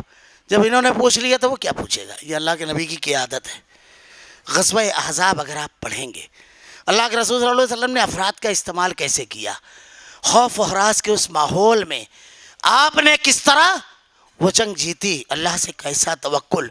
میرے پاس وقت تو زیادہ ہو چکا ہے پہلے ہی، ورنہ نہیں شیخ، یہ غزوہ احزاب میں اندرونی اور بیرونی دونوں مقامات پر باطل کی یلغار جو آپ کے نیکیوں کے جذبات کو توڑ رہی ہے، جو آپ کی قیادت جو حقیقی ہے اس سے آپ کو متنفر کر رہی ہے۔ ابھی کل ایک جگہ پروگرام تھا، مولانا کہنے لگے کہ حضرت والا کہتے ہیں کہ تمہارا مولوی تم کو حرکت سبابہ بتاتا ہے اور ہم کچھ اور بتاتے ہیں، ٹریکٹر دبانا دباتے ہیں۔ یہ عقیدہ بتایا ہی نہیں، توحید بتائی ہی نہیں، یہ مزاج دیا جا رہا ہے۔ ہم کو دونوں محاذ پر اگر نپٹنا ہے تو اس کے لیے بہت ضروری ہے کہ منہج اور عقیدے کے جاننے والوں سے جانے بغیر کسی کے سامنے تزانوِ تلمذ نہ طے کریں۔ مروب نہیں ہوں گے کسی سے، کب؟ جب عقیدہ ہوگا، جب توحید ہوگی۔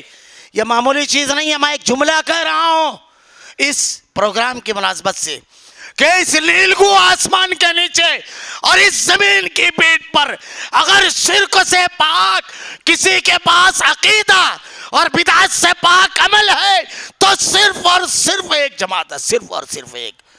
اور زمین پر اللہ کے دین کے اس اللہ کی امانت کے امین آپ ہیں، آپ، ہم ہیں، ہم۔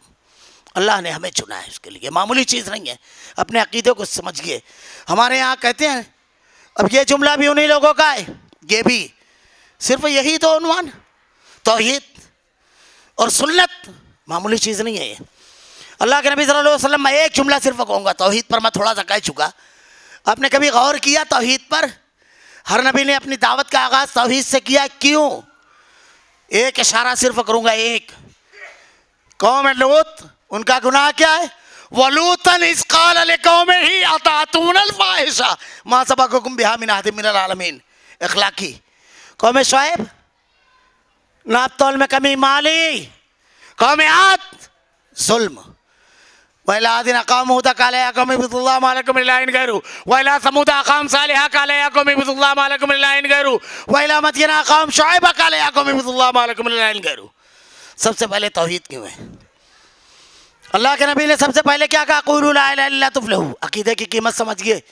حضرت معاذ بن جبل، بڑھوں گا بس اب آگے، معاذ بن جبل، اللہ کے نبی صلی اللہ علیہ وسلم کہتے ہیں جب یمن بھیجا تو کیا کہا کہ انہیں یہ بتانا کہ اللہ ایک ہے۔ اللہ کے نبی کی تعلیم دیکھیے، کیا کہا؟ انہیں یہ بتانا اللہ ایک ہے۔ جب وہ یہ مان لیں تو ان کو بتانا دن میں 5 وقت کی نمازیں فرض ہوئے۔ پہلے ماں خالق کو پہچانو، کس کے سامنے جھکنا ہے یہ تے جانو، پھر جھکنا۔ جھکنے والے کو پہچانا نہیں، جھکنے کا شعور دے دیا کہیں بھی جھک جائے گا۔ کہا پہلے یہ بتانا اللہ ایک ہے، پھر یہ کہنا کہ اب 5 وقت کی نمازیں فرض ہے۔ اسی لیے ہم پہلے توحید کی دعوت دیتے ہیں۔ تو انہیں ترتیب کو سمجھا ہی نہیں، خالق کی معرفت نہیں دی، خالق کے حقوق سکھانا شروع کر دیے۔ کسی کو بھی مان لے گا وہ جھکے گا۔ رسالت کتنی اہم چیز ہے، اطاعت۔ یہ ہمارے یہاں شرک اور بدعت کے موضوع پر جو کہا جاتا ہے معمولی چیز نہیں ہے۔ اللہ کے نبی صلی اللہ علیہ وسلم کہتے تھے ہر خطبے میں کس کے سامنے؟ عشرہ مبشرہ، بدر کے وہ شرکا کہ اللہ نے کہا آج سے تمہارے کسی عمل پر کوئی گرفت نہیں. وہ مہاجر اور انصار جن کے بارے میں اللہ نے کہا اولئک هم المؤمنون حقا لهم مغفرۃ ورزق کریم. وہ مہاجرین وہ انصار کن کے سامنے کہہ رہے ہیں کل بدعۃ ضلالہ کل ضلالۃ فی النار. ہر بدعت گمراہی ہے، ہر گمراہی کا ٹھکانہ جہنم. کیوں؟ اس لیے بار بار صحابہ بدعت کر سکتے تھے لیکن آپ نے ایسا گھوٹ کر پلا دیا کہ بدعت کو سونگ لیتے تھے صحابہ کرام، شرک اور بدعت کو. یہ جو علماء بار بار یہ بیان کرتے ہیں یہ اسی کی نعمت ہے کہ آپ شرک اور بدعت کو سونگ لیتے ہو. یہ کھوٹ کر پلایا جاتا ہے، یہ تو قرآن کا مزاج ہے بار بار مضمون کو پلٹا جائے. اور ایک بات یاد رکھیے، ہم یہ کہتے ہیں کہ اللہ کے جناب میں جب ہم کھڑے ہوں اللہ رب العالمین کے سامنے تو کہہ سکے اللہ اس پیشانی میں اتنے سجدے نہیں لایا رب العالمین جتنا تیرا انعام، جتنا تیرا فضل و کرم، جتنا تیرا احسان اتنے سجدے نہیں لایا، جتنا تیرا حکم بہت کم سجدے ہیں. لیکن مالک بے داغ پیشانی لایا اللہ، اس کو کسی اور کے سامنے نہیں جھکایا. سجدے تھوڑے ہیں لیکن پیشانی بے داغ ہے رب العالمین. عمل تھوڑا ہے، خالص تیرے نبی کے بتائے ہوئے طریقے کے مطابق ہے. یہ کہہ سکے ہم اور اس کے بعد کہیں مالک اب تیرے رحم و کرم پر نظریں ہیں. یہ منہج اور عقیدے کی چیزیں، یہ معمولی چیز نہیں ہے. اللہ کے نبی صلی اللہ علیہ وسلم نے غزوہ احزاب کے اندر جو آپ نے پھر اقدامات کیے بنو قریظہ کے خلاف جا کر کے کھل کر کے جیسا کیا، پوری سیرت پڑ جائے گی. اللہ کے رسول صلی اللہ علیہ وسلم کی سیرت دیکھیے. میں نے جو تمہیداً ایک بات کہی تھی اب اسی کی طرف پلٹ کر کے اپنی بات سمیٹ لوں گا. تمہیداً ایک بات کہی تھی، اللہ بے مثال تخلیق کرنے والا ہے. اس نے اسوہ بنایا ہے. اس سے اچھا بنا سکتے ہو بنا لو، بنا سکتے ہو. ارے بنائے ہیں نا، کسی نے 4 کسی نے 12 کسی نے 14 کسی نے 2 بنایا ہے نا. بناؤ. ہم کو تو رب نے اسوہ اور نمونے کی ذات دی ہے محمد الرسول اللہ کی جو بے مثال بناتا ہے. تم نے رب کے تخلیق کو، رب کی عظمت کو نہیں جانا.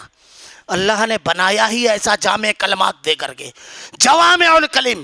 اگر میں آپ کی صفات پر کہنا شروع کروں محمد صلی اللہ علیہ وسلم کی ذات اقدس پر، انسان تاریخ میں 4 جملے سن لیجئے، 2-4.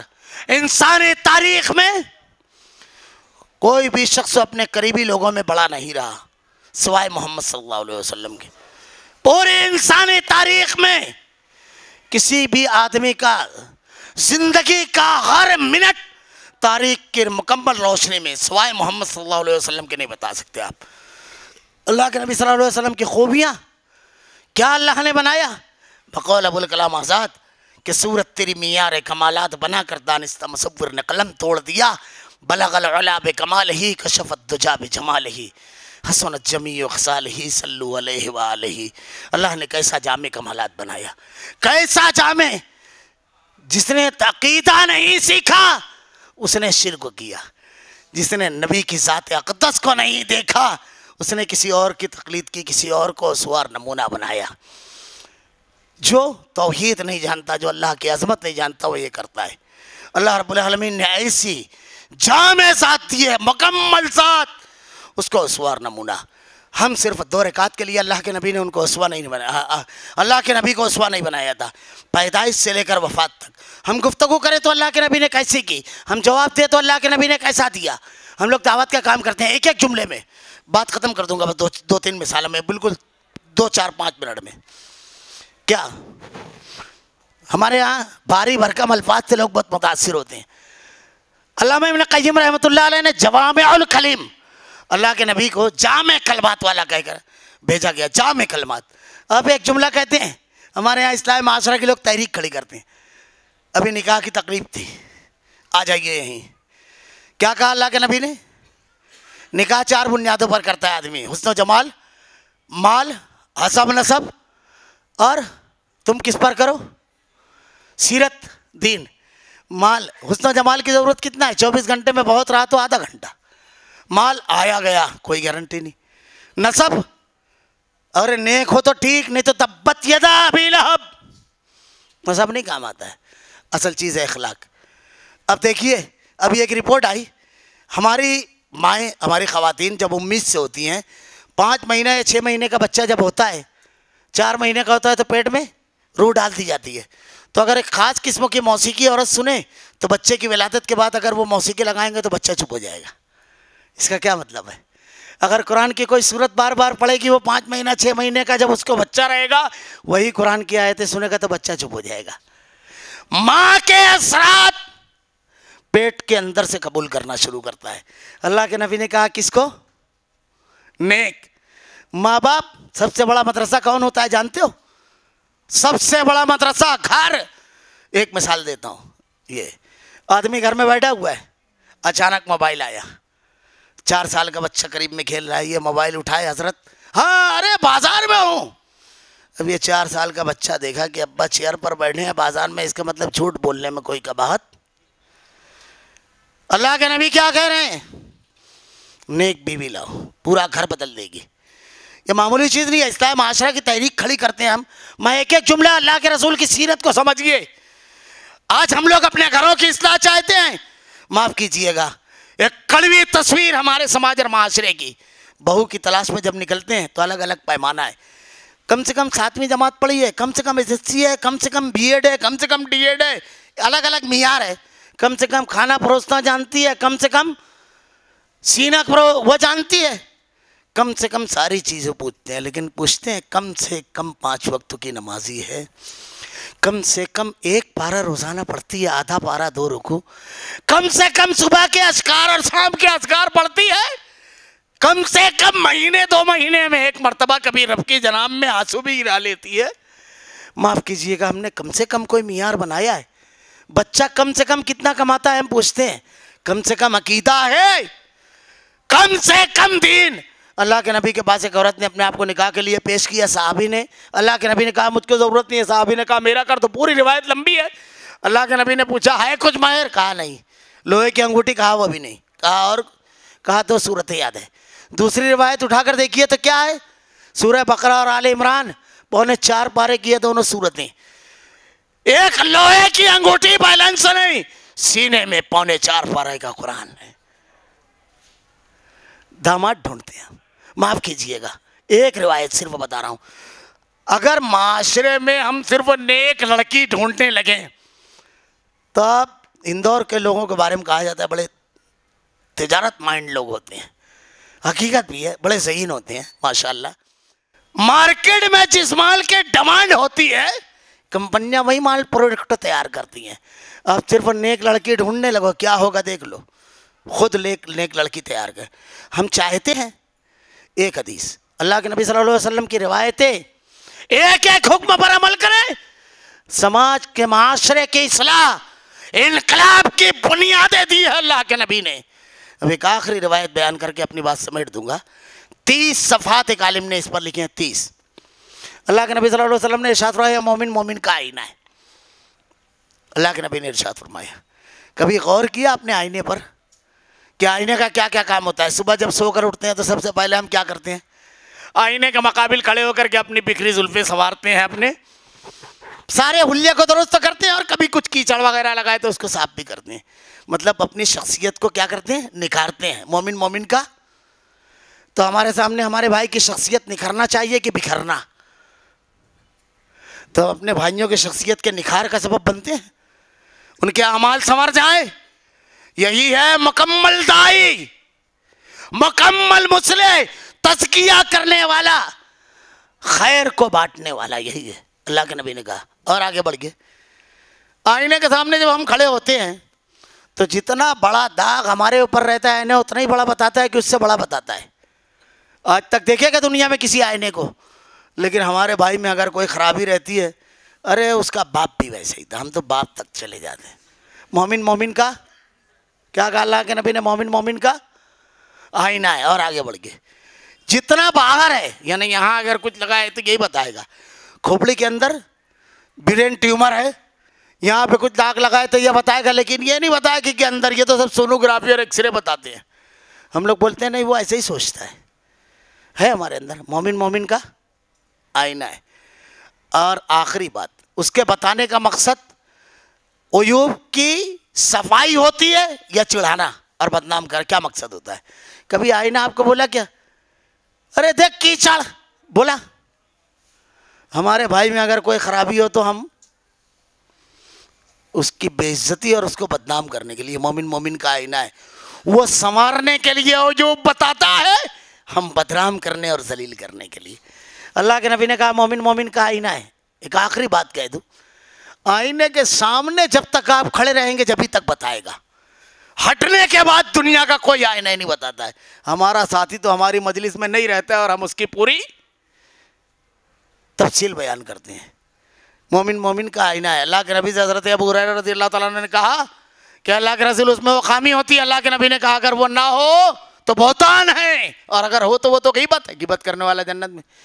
یہ اللہ کے نبی صلی اللہ علیہ وسلم کی جو تعلیمات ہے، یہ جو آج ہمارے یہاں مرغوب ذہنیت ہو گئی ہے، اسوہ رسول کو نہ پڑھنے کی وجہ سے آج جو ہم ڈپریشن میں جا رہے ہیں، انتشار کا شکار ہیں، باطل افکار و نظریات ہمارے اوپر حملے کر رہے ہیں، سب سے بچنے کا طریقہ ہمارے پاس اسوہ رسول میں ہے۔ اللہ کے نبی صلی اللہ علیہ وسلم کی سیرت پڑھیں، آپ کی تعلیمات پڑھیں، آپ کے اسوے کو اپنائیں۔ اللہ رب العالمین سے دعا ہے کہ رب العالمین اللہ کے نبی کی سیرت کو اپنانے کی توفیق دے، خالص توحید دے رب العالمین۔ الہ العالمین ہمارے پاس علم کی کمی ہے، شعور کی کمی ہے، تدبر کی کمی ہے رب العالمین، فہم و ادراک کی کمی ہے رب العالمین۔ اللہ رب العالمین ہماری حفاظت فرما، سب چیزوں پر حملہ ہے رب العالمین، ہمارے نوجوانوں کی، ہماری بیٹیوں کی، ہماری ماؤں کی حفاظت فرما۔ اللہ ہم تیرے بڑے کمزور بندے ہیں رب العالمین، ہم میں اور گناہوں میں دوری پیدا فرما دے رب العالمین۔ اللہ جہنم میں لے جانے والے اعمال سے دلوں میں نفرت پیدا فرما، جنت میں لے جانے والے اعمال سے محبت پیدا فرما رب العالمین۔ الہ العالمین تیرے کلام کی آیتیں اور تیرے نبی کی حدیث کو ہمارا کردار و عمل بنا دے۔ اللہ ہمارا خاتمہ ایمان پر فرما۔ ربنا لا تزغ قلوبنا بعد إذ هديتنا وهب لنا من لدنك رحمة إنك أنت الوهاب وآخر دعوانا الحمد لله رب العالمين.